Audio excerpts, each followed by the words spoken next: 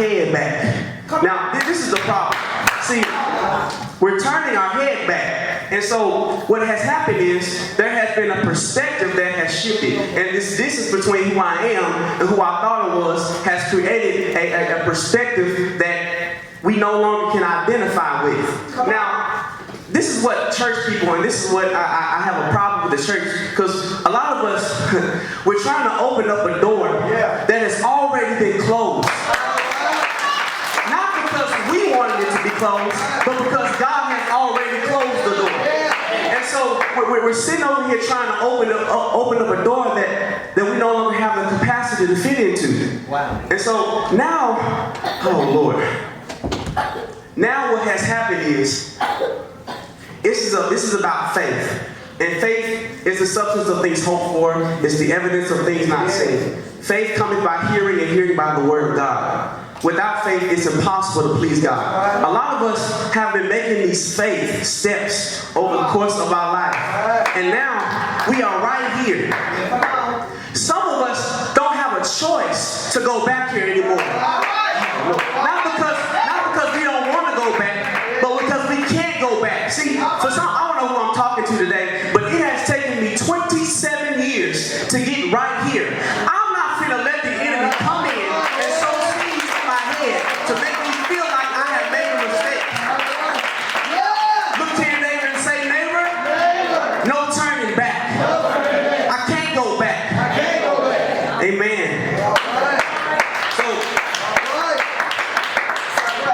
if we are to classify this book in Galatians, we would classify this as a Pauline or Pauline epistle. It's best to be understood as an apologetic letter. In the book of Galatians, Paul is giving a defense of his apostolic authority and his correctness of the gospel that he had first preached to the church in southern Galatia in his first missionary journey. And the problem is that there is a group of Jews who are professing to be Christians. They have come to Galatia after Paul has planted the church there, promoting the belief that circumcision is the sign of initiation into keeping the Mosaic law as a requirement for salvation. Now, I want to point out here that I want y'all to put your shoes in Paul's shoes. Now, here you are, because, Paul, of course, is an apostle, he's a pastor, but he's also a church planner. And it can be very frustrating to be a leader in a church, and you have preached the gospel, and you continue to sow into people's lives, and people don't understand that the moment you are shown prophetic things and you're being taught right about the gospel, there will be a fight. And so it's frustrating when you're dealing with people who don't understand that they're in a fight and that you can fight back. You don't have to just take anything. Okay, last Sunday we were eating dinner at my house, and Sarai was playing in the chair, and she was playing around or whatever, and then for some reason she fell off the chair. And my kitchen floor is like really, really hard, and so me and my wife, we just joked up like, oh my God, like we're thinking like something just traumatic happened, like we're thinking the worst case scenario.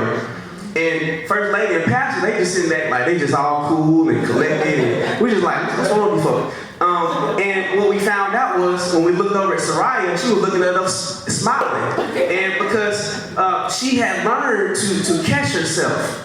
She had failed so many times that she learned to catch herself. Come on, preach. And what God is saying is that whenever Satan tries to sow his seeds in our life, it is our job to be able to catch that thing and see that thing right from where it came from. You ain't got to take nothing. You got to fight back. Come on. Okay, so when the Galatians fell away so quickly from the gospel of grace Paul had preached to them, they also they made clear their disloyalty to Paul's authority as an apostle.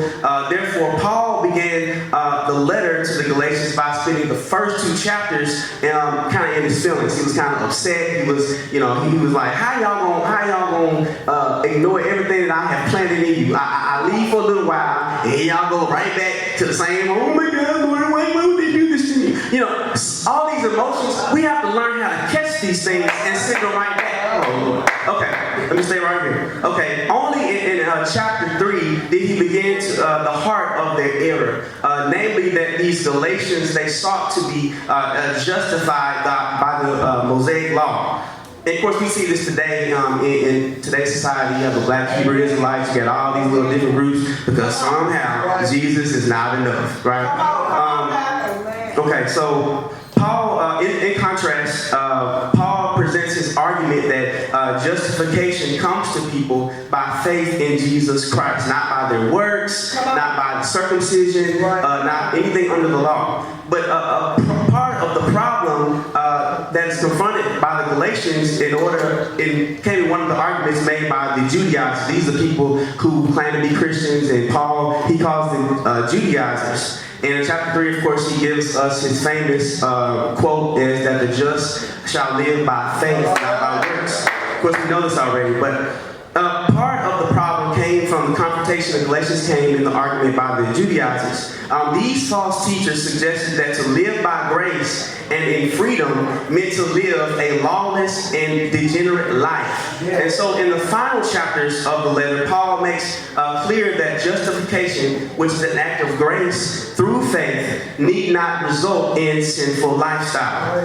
Because Christians have been freed from the bondage of sinful nature, we now have the path of holiness that is open to us. Paul reminded them of the powerful transformation from paganism to Christianity that characterized their initial experience. Okay, so Paul hurls here in where we are right now, he hurls a second missile at the Galatians from the launch pad of his own experience. The appeal to conversion experience here concludes with Paul pressing their relationship with him from then and now. And then he concludes in chapter 5 through 6 describing what freedom in Christ is all about. Because people think that when you become saved, that means I can't do something.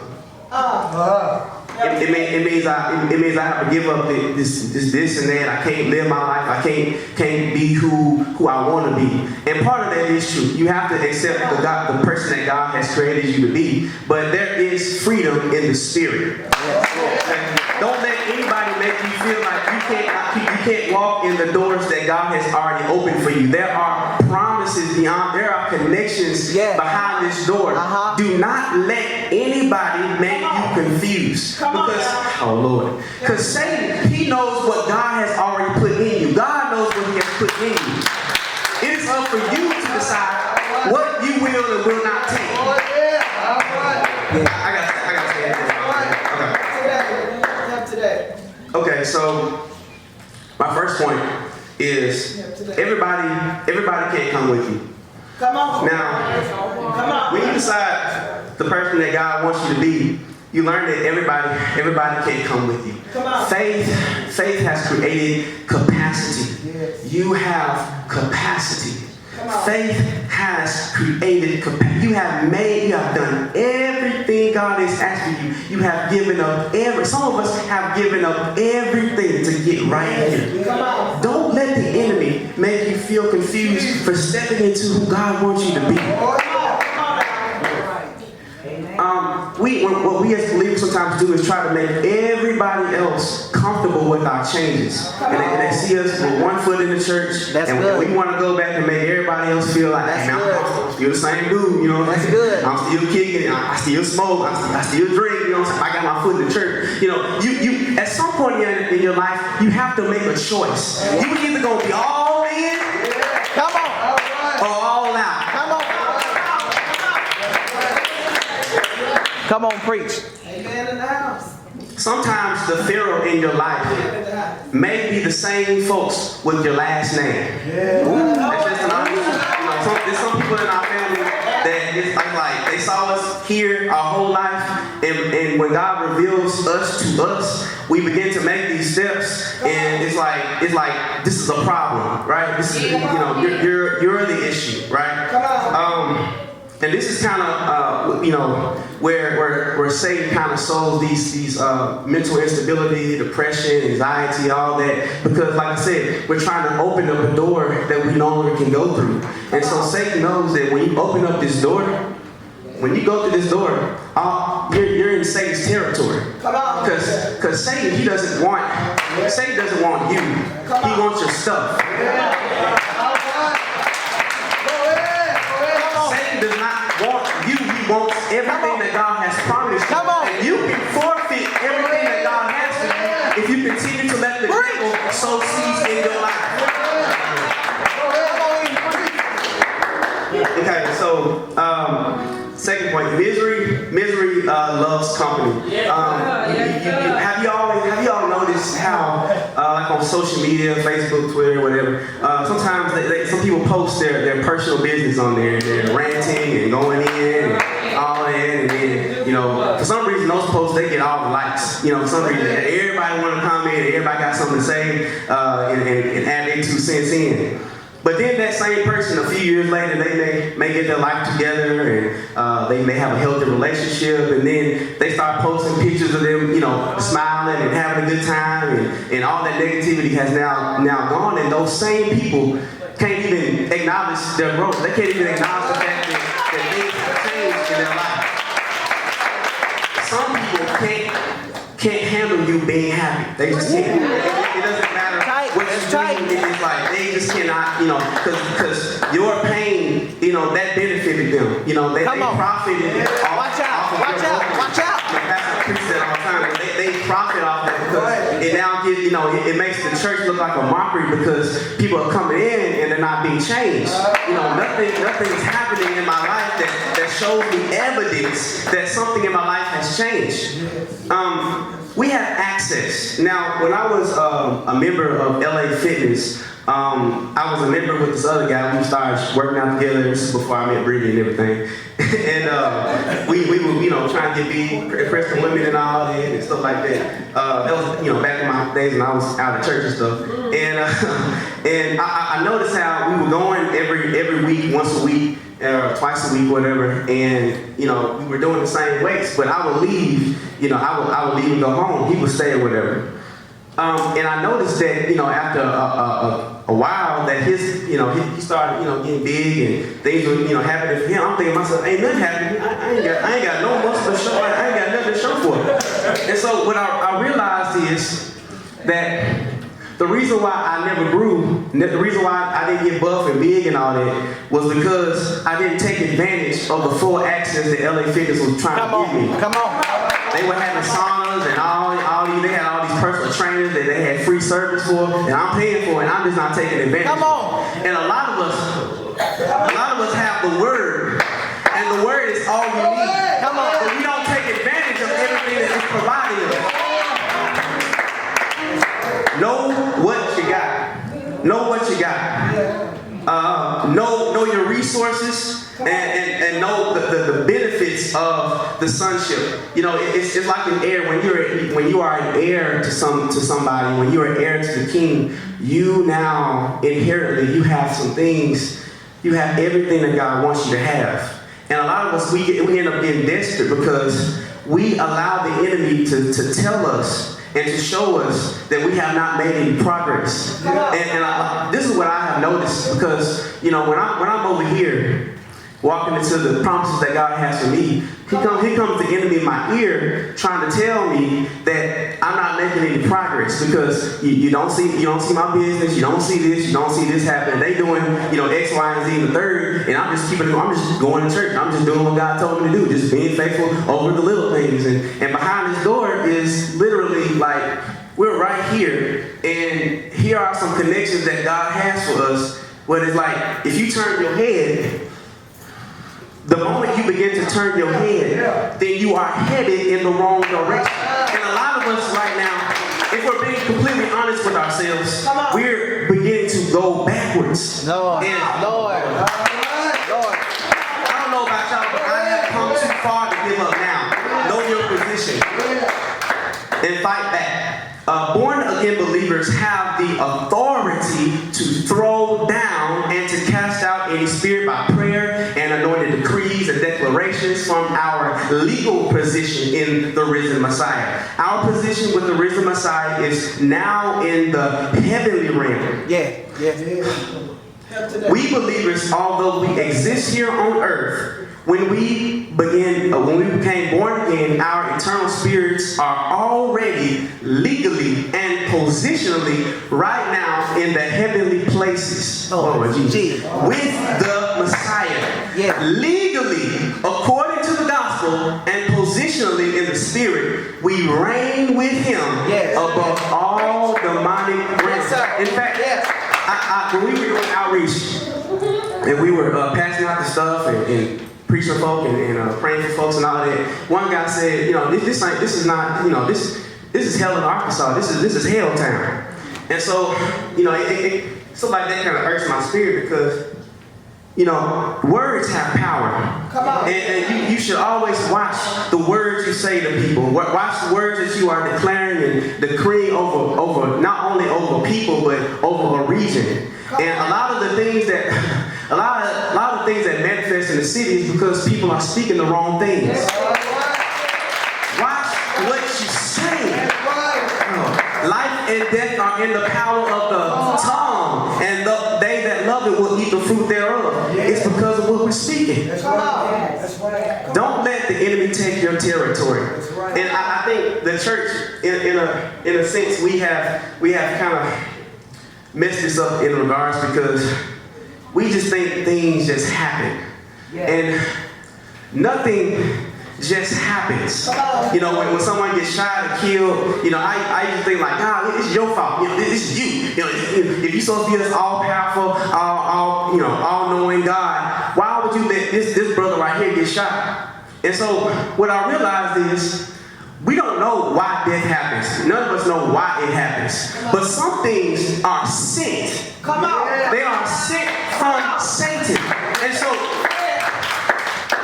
when you know your territory and when you can't let nobody say something or speak something into your territory to take what you have. This is yours. This is everything that God has promised you. And here you are letting Satan come up in here and sow these seeds in your head and take your stuff. Who in here gonna let somebody take their stuff? I don't know. Maybe it's just me. But I'm a fighter. I ain't gonna let nobody take my stuff. I ain't going. Like, look. I have come too far. I have done everything God asked me to do. I'm not gonna let nobody make me feel like I can't have what God wants me to do. You gotta fight back. You fight with the word of God. And for some of us in this season of our life, in transition, of course, a lot of us are right here at the door. Lord Jesus. We're right here at the door.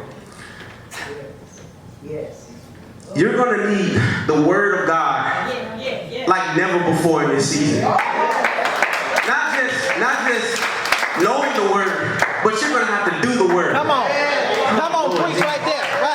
This is about activating your faith. Not just sitting down on it and looking at it and reading a couple. I'm talking about you got to activate your faith.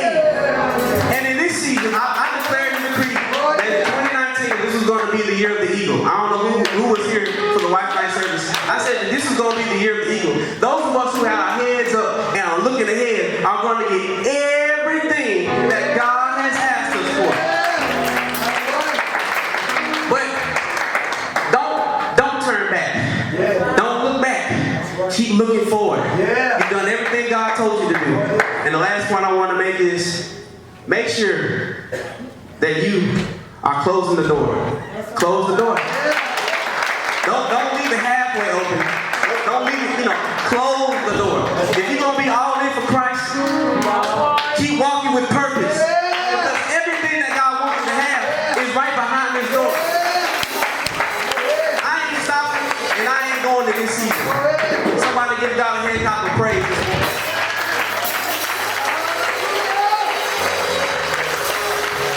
Tell somebody I ain't stopping and I ain't going. Come on, somebody. Look at somebody and tell them I ain't stopping and I ain't going. Tell somebody I'm at the door. Hallelujah.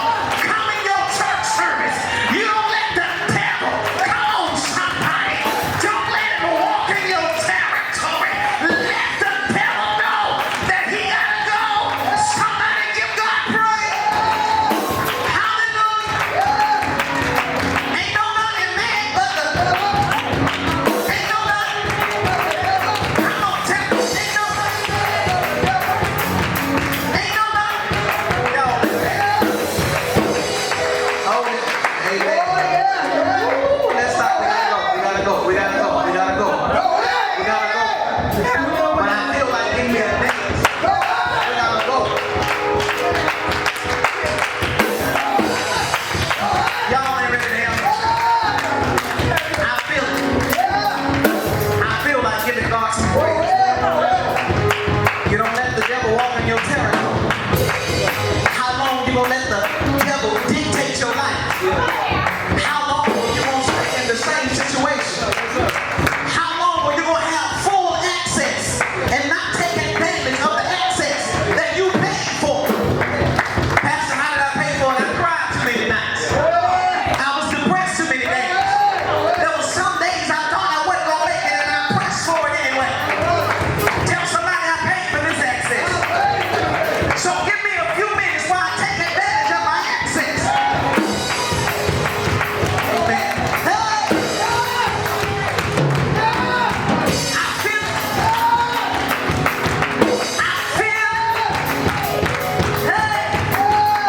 All right, stop. We gotta go. Y'all don't do it like that. We gotta come. Y'all stop. We got company. Y'all know we don't act like that. Y'all know we don't act like that. We got company. Don't show out for company. Come on.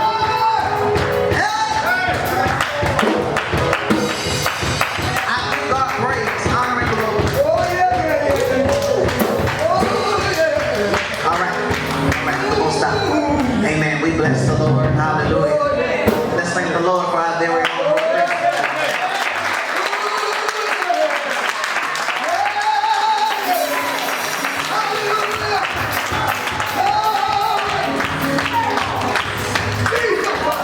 Amen. I missed the first part of it. That boy came by here and preached.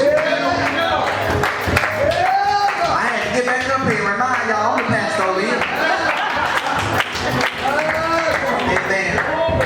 But we bless the Lord. Amen. We give him glory, honor, and praise for all that he is in our lives. Amen.